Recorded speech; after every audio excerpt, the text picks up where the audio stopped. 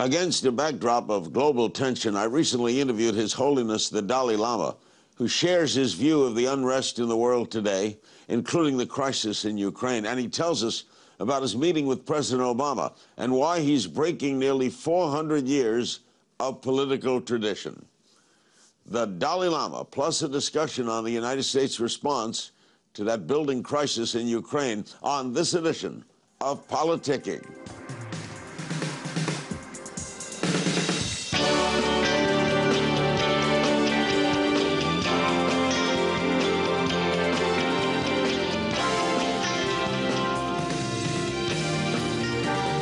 Welcome to Politicking. As tensions continue to rise in Ukraine, we'll get perspective from two Washington insiders, including the chairman of the House Services Committee and a former U.S. ambassador. But first, I recently had the honor to interview one of the world's great spiritual leaders and Nobel Prize winner, His Holiness the Dalai Lama.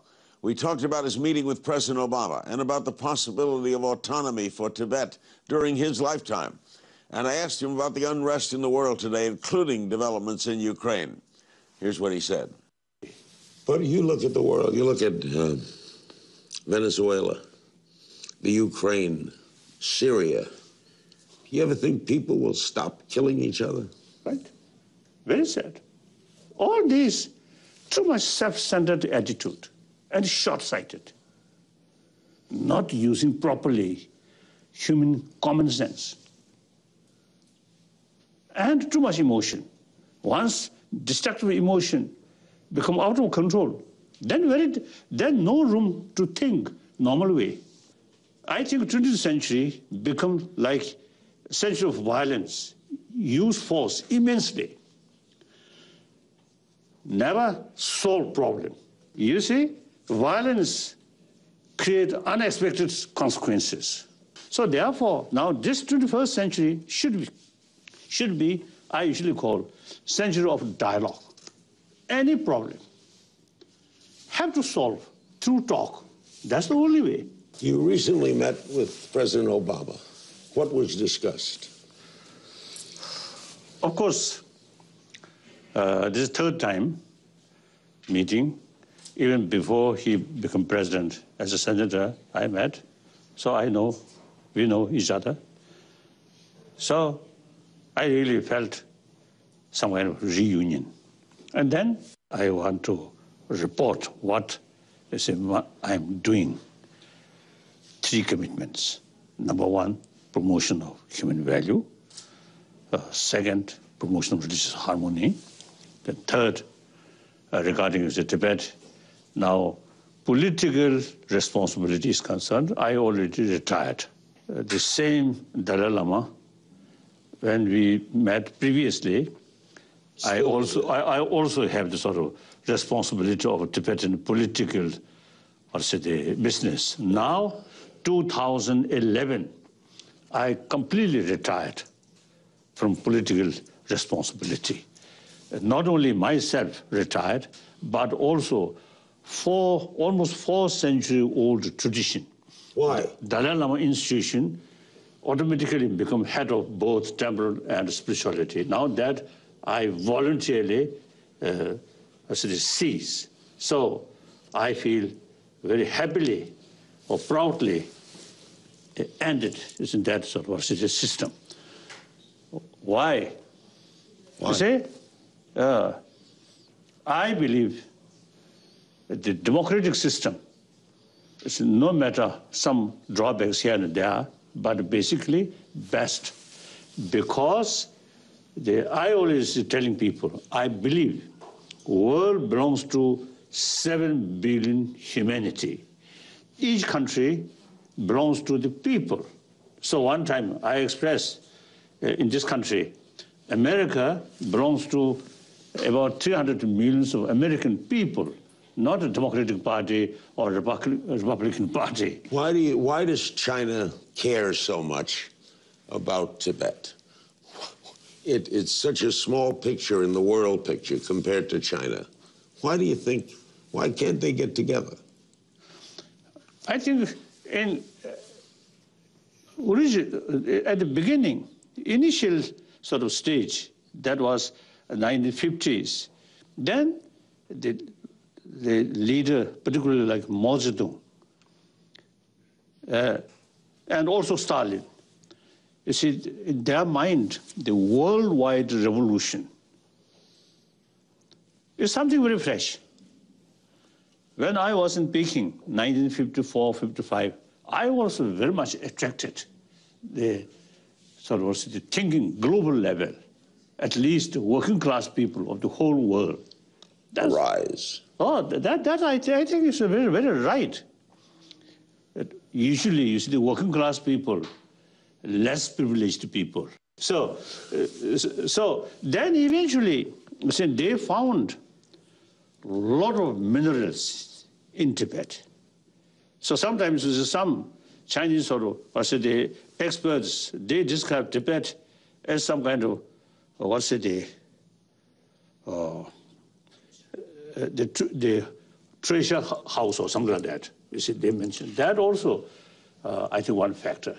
Do you think, honestly, that in your lifetime, you will see an accord?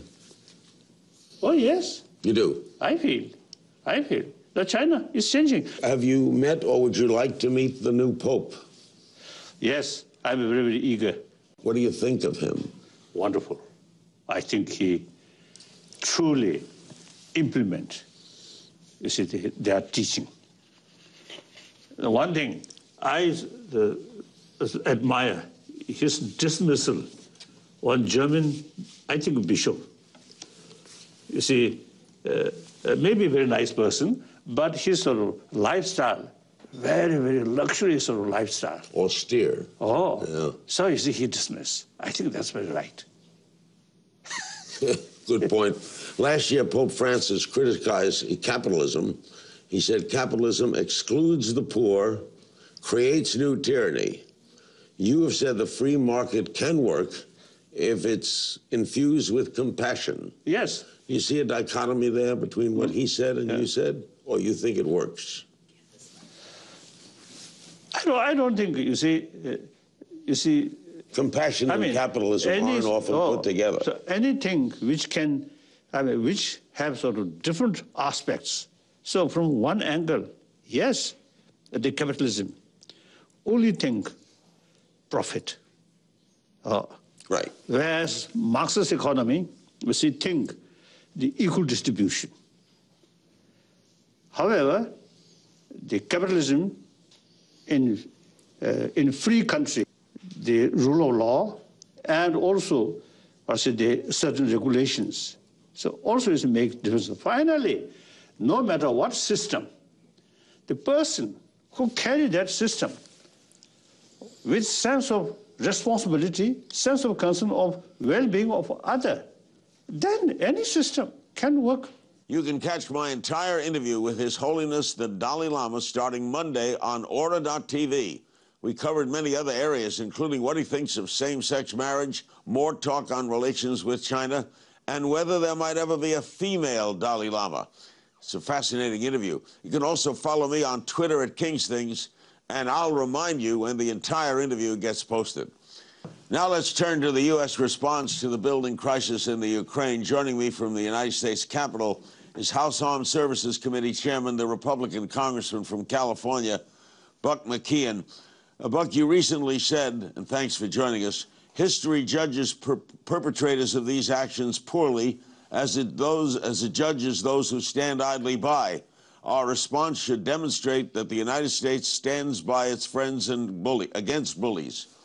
Are you calling for military action?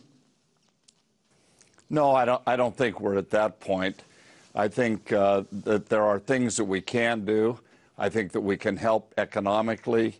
I know our leadership is preparing a bill to bring to the floor to help our friends in the Ukraine to establish their own freedoms and decide their own fates rather than be put upon by neighbors' aggression that Putin's trying to do. So, no, I don't think we're anywhere near talking about military intervention. You don't think the public would ever support sending troops there, do you?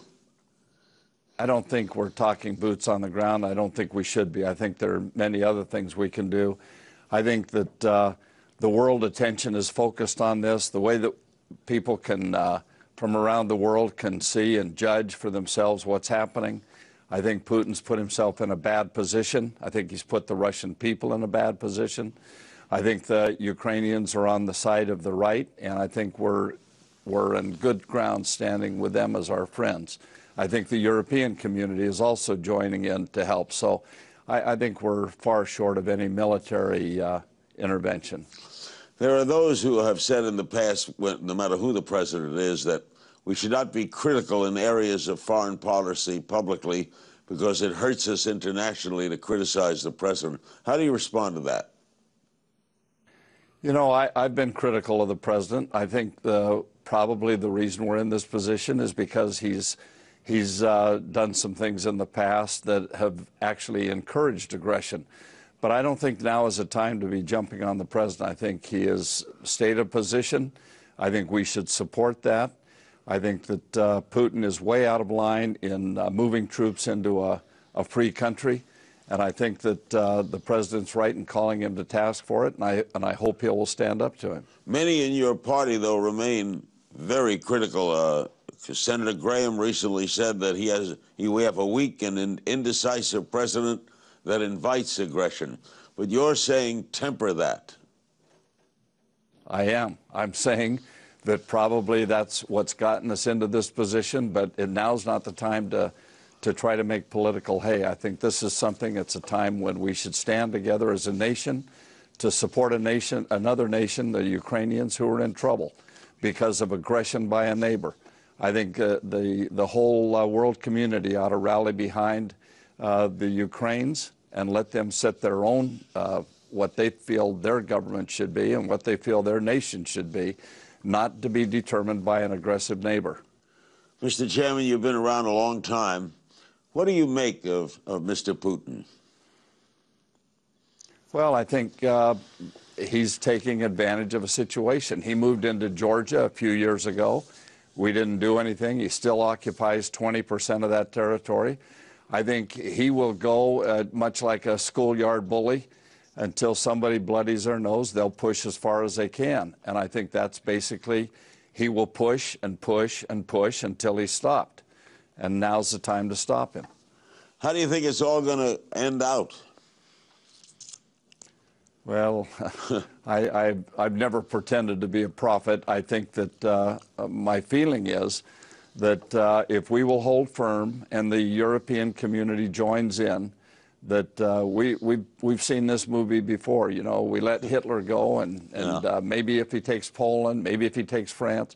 You know, I think the time to stop aggression is when it starts. We'll have some more moments with Congressman McKeon. We'll also hear from a former U.S. ambassador right after the break. Welcome to the future. Science, technology, innovation. All the latest developments from around Russia. We've got the future covered.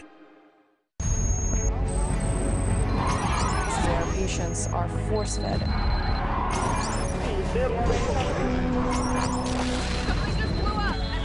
Two explosions near the finish line of the Boston Marathon.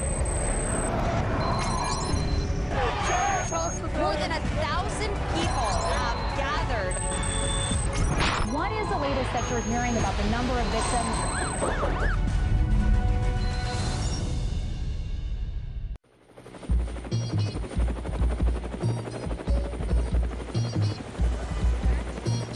It was a terrible mistake, and we're working very hard to make up for it.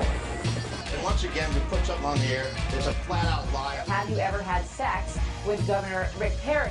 No, wait. Do not answer that. I want you to watch what we're about to do because you've never seen anything like this on television.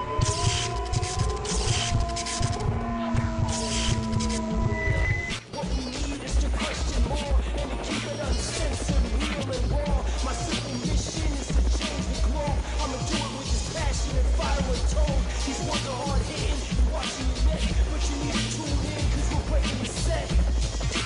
Breaking the set. Breaking the set.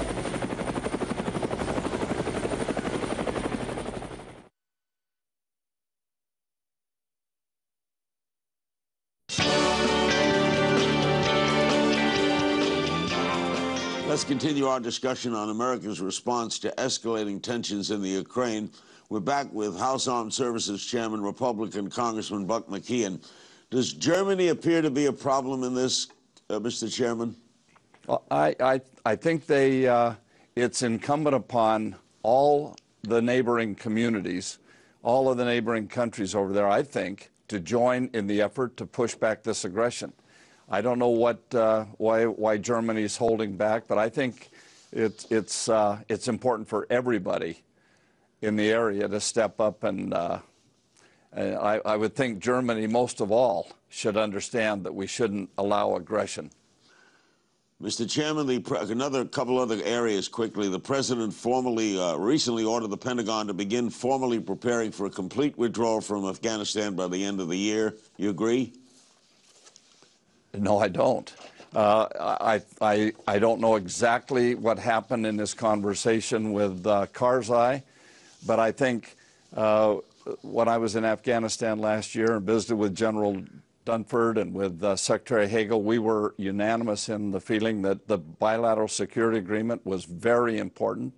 It was very important for us to leave a residual number of troops behind to ensure that we continue to train the Afghans and help them and back them up in the things that they need until they're fully able to handle their own security. And Karzai said that he would sign the agreement if the loyal Jirga, that's the leadership all around the country, 2,500 people, if they supported it. They unanimously supported it, and then he still refuses to sign. Most of the candidates running for president to replace Karzai in the April election have said they will sign it. I don't think we should build our foreign policy or address our security needs based on Karzai, who will be leaving the office shortly. So I think that while the president has asked them to make plans to be able to withdraw, the Army always has plans to cover every contingency. At the same time, I think we should be doing everything we can to get that bilateral security agreement signed. 70% of the Afghan people want us to stay. They're scared to death that we'll leave. The Taliban are telling them that we're leaving. I think it's very important for us to stay. It's very important for the president to decide on the number of troops to leave behind. And the NATO has already said that they will support us, that they will support the Afghans through 2017. And a coalition of governments around the world have agreed to funding the effort up through that 2017. So I think it's very important that we proceed forward. Karzai can do whatever he wants, but I think we have to deal with the Afghan people as a whole. Mr. Chairman, there's so much volatility on the Hill. You recently said one of the factors in your retirement was the naysayers within the Republican ranks who have frustrated House leadership. Is that the only reason you're leaving? No. I've been here now 20-some years. You know, there are people that would like to see congressmen only serve for 6 years. So I think I've been here. I think the time is right. I'm term limited as chairman of the committee. I don't want to be hanging around getting in the way of the new chairman. We have a great bench on our committee. We've got lots of people that can take over and continue the fight. I'm not leaving the fight. I'm just leaving Congress. You oppose the repeal of Don't Ask, Don't Tell. Still feel that way? Well, you know, I'm still waiting to hear from the military. When we passed that, was supposed to give us updated reports. We haven't seen anything yet, so I'm kind of withholding judgment until I have a chance to see how it is working. I still have concerns about it. I don't think that we should be using our military for social experimentation. And so I kind of right now I'm in a position to wait and see what they find out as a result of what's happened so far. What's going to happen in the midterm elections this year? Well, Republicans will keep the House, and I think that there's now an ever-increasing chance that we'll take the Senate. And I think as I talk to people, they're so concerned about what's happening around the world. They're really concerned with Obamacare and what's happening in every individual's life in this country. People that have come to me and told me terrible stories of how they've lost their insurance. I had a family. I was just flying on a plane over the weekend, and the couple sitting behind me told me that they have a son that has special needs and needs special medicine, and they've lost the insurance, and they can't give him the medicine he needs. I mean, stories like that should not be happening in this nation. Mr. Chairman, thanks for joining us. Best of luck in all you do when you leave. Thank you. Good to see you, Larry. Good seeing you, Buck. Thanks to Chairman McKeon. Joining us now from Washington, D.C. is Mark Ginsburg, former U.S. Ambassador to Morocco. He also served as Deputy Senior Advisor to the President for Middle East Policy. He's now the CEO of One Voice. All right, Mark, what's your assessment right now of the current situation in the Ukraine? Well, Larry, good to be with you. I was watching Secretary of State Kerry as well as President Putin's separate press conferences. It was ironic how Secretary Kerry, when he was in Kiev, told of the fact that Mr. Putin had denied that there were Russian troops stationed in the Crimea, could not possibly believe his ears. And so the question really comes down to is the two separate dimensions by which the U.S. and its European allies are operating with respect to Putin's moves in Crimea, as well as a potential authorization of additional force he received from the Russian parliament to move into the Russian-speaking area of Ukraine. It still speaks of a significant potential outbreak of hostilities between the Ukrainian forces and Russia, which, of course, would lead anyone's guess to where that would lead. All right, since sending in troops is out of the question, what next? Well, I think, Larry, it depends on whether or not the Obama administration can convince our European allies to impose a sufficient level of economic sanctions on Russia that would, in effect, penalize Putin where it hurts, and that is the ruble currency, trade with certain European countries and the United States, as well as visa denials to major Russian business leaders. Now, do you think in the end that I think that that's going to wind up causing Putin to pull out of the Crimea? I doubt it. I think all of this comes down to a question in the end of whether Putin believes that he can get away with swallowing up pieces of Ukraine and essentially deal with the pain of some limited economic sanctions, because that's all in the end is the cost-benefit analysis he has to go through. Does the criticism of him here affect Obama's impact on other European countries? Well, I think so. I mean, after all, it's not just merely a question of United States leadership. It's also the fact that there are countries bordering on Ukraine, such as NATO, countries of Poland and Romania and others that are quite concerned over Putin's imperialistic designs in Eastern Europe. Remember, there are a lot of countries that are now members of NATO that Putin wanted to make sure that they never became part of NATO, and the subversion that Putin is engaged in Ukraine and other countries in Eastern Europe, Belarus, Moldova, and others, are something that we can't laugh at. I mean, he has a script, we do not. And when you have a script and prepared to use force, it's pretty damn hard to try to counter those moves unless you have your own script. He's the offensive team, we're the defensive team, and we don't know who he's throwing to or if they're going to run a play up the middle. Well, exactly, and let's face it, in the country of Georgia, he carved up that country and basically left two semi-independent states, that South Ossetia and Abkhazia. He clearly wants to divide Ukraine down the middle between the Russian and Ukrainian-speaking parts. He clearly is determined to prevent other countries in Eastern Europe from joining a European Union customs market. He obviously is very upset that he lost his puppet.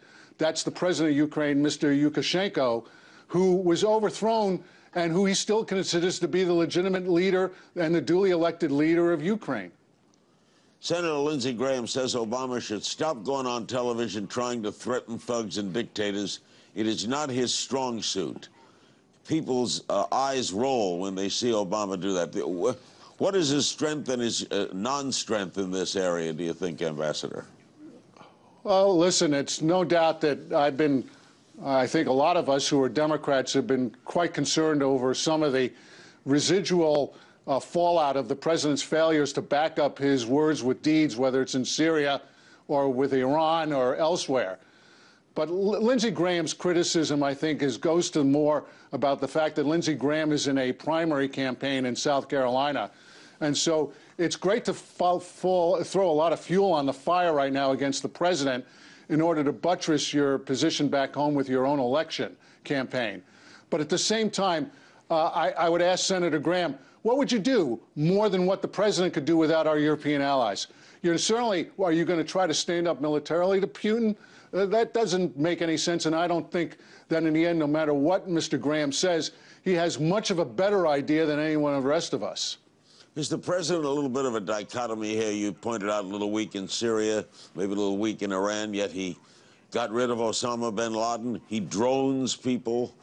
What's your assessment of him? Well, I think the White House has been operating under a clear guideline. Whether it's a red line or a guideline, you can choose your pick here, Larry. But he came into office determined to keep the United States out of any other further military engagement. So whether it's Syria, whether it's Crimea, whether there's anything involving the Chinese efforts to take over Japanese or South Korean islands, he wants to leave office as the man who did not get the United States engaged in another ground war. And frankly, when you have that as your defining red line on your foreign policy, it certainly makes it very hard for you to be able to act in a way that legitimates credibility with adversaries and allies. So it makes him, in other words, that's the wrong approach. He shouldn't, that makes him appear weak? Well, what it does is basically say to our allies and adversaries, and, you know, Prime Minister Netanyahu was just here in Washington today speaking to AIPAC, and he set a very defiant tone against the president's foreign policy in the Middle East, and our allies in the Middle East feel the same way, that the administration is making up its foreign policy based on reactive actions and events that occur rather than to have a prescribed foreign policy that sets out a clear agenda that is consistent with the challenges that the United States faces abroad. It's very politicized and less strategic, and that's my assessment after watching this team operate for the last 5 years here. But if your opponents know you're not going to resort to weaponry, doesn't that give them an edge? Well, of course it does, and it basically raises questions not only about our credibility, but let's suppose if the president had said or did not say that Assad has to go, and then not back it up when he was using chemical weapons. Don't you think that that sends a clear signal to the rest of the world that the United States really has no fire in the stomach to deal with our even our interests? I mean, just using Syria as an example, hundreds of thousands of casualties, millions of refugees, red lines crossed, the president saying that he was going to use force, and then we walk away because in the end the president didn't have the stomach to follow through on his commitment. And the bottom line is that that sends a signal in the black and white world of adversaries and allies when it comes down to geopolitical interests, and there's nothing that you and I can do to make that more palatable to this administration. Ambassador Ginsburg, always good to talk to you. Thank you so much. Good to be with you as always, Larry. Thank you, Ambassador Ginsburg, and thanks also to you for joining us today. And don't forget, I want you to join my conversation on my Facebook page, and I want to share your thoughts on Twitter by tweeting at King's Things and use the Politicking hashtag. That's all for this week's Politicking.